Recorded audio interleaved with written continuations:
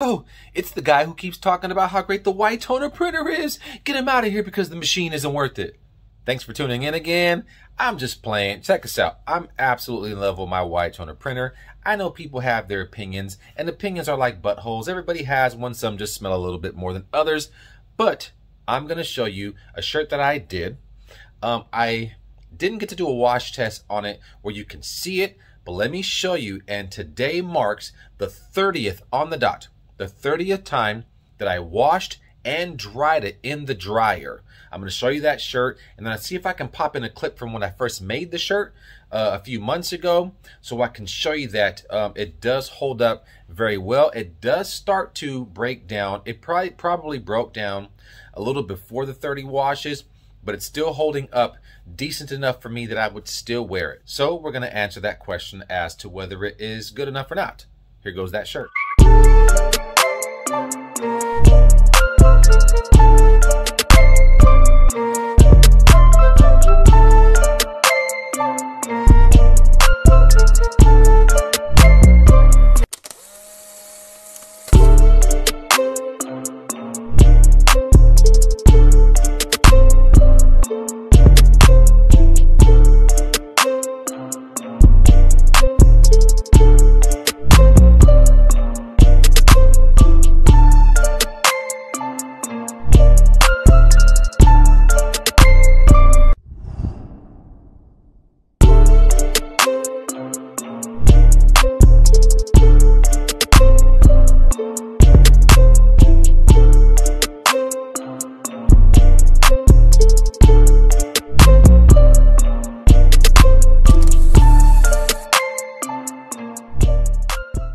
Alright, as you can see, I have probably beat it up a few times in the dryer. Tumble dry low. I wash inside out. I did everything I was supposed to do. I did have to rasterize the image, as you can see, because I will have to be honest with you. Had I not rasterized it, it would have felt really papery. It doesn't feel like that when you rasterize it. That's one of the things that I don't like. I wish it didn't feel so much like paper if you didn't rasterize. But there are plenty of images that when you rasterize them look absolutely amazing, and this is one of those to me. Again, as you can see, today marks the 30th wash and dry, and this just came off today. It had been cracking a few washes prior to today, but as you can see, it's held up pretty well. So is the white toner for everybody? Probably not. Don't get me wrong, I am a humongous fan of DTG. I have a DTG printer. I love DTF, which is the next machine that I should be getting in here shortly. I love their prints, although some of their prints can feel a lot like what they say a white toner print feels like. I don't care what anybody tells you. It's the absolute truth, because depending on the paper, it can feel really papery or it can feel soft. So the one thing, I say this over and over and over, and I'm so honest, I can never lie to anybody. I look forward to the day that Uninet will lower the prices on their paper. They have a standard two-step paper. It's probably about 100 sheets, about 200 and something bucks, 220 plus tax. I think it's a little expensive for that type of paper. And then you can scale up and get the Ultra Bright, which is a very good paper, and it's about the same price.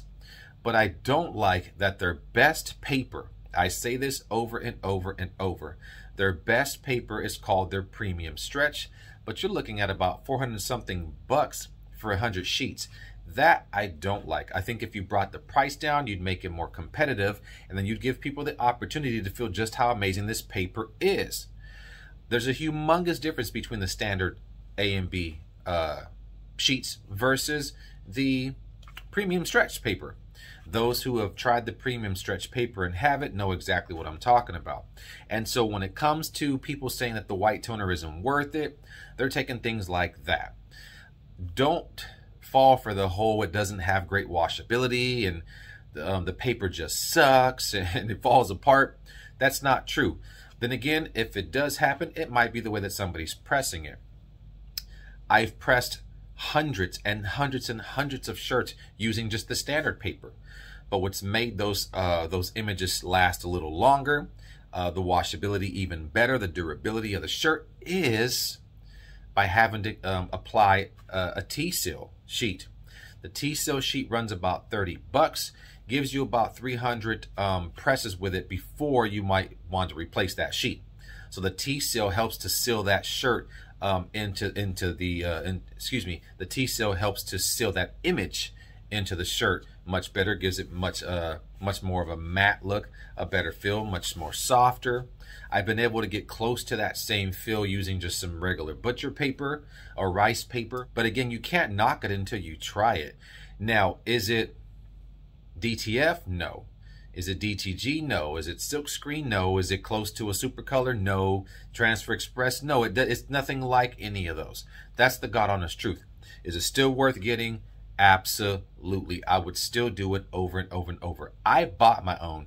Uninet never sent me an ICOLOR, contrary to what anyone has said. I think I heard someone recently say that Joe Dovey, the president of Uninet, sent me an ICOLOR.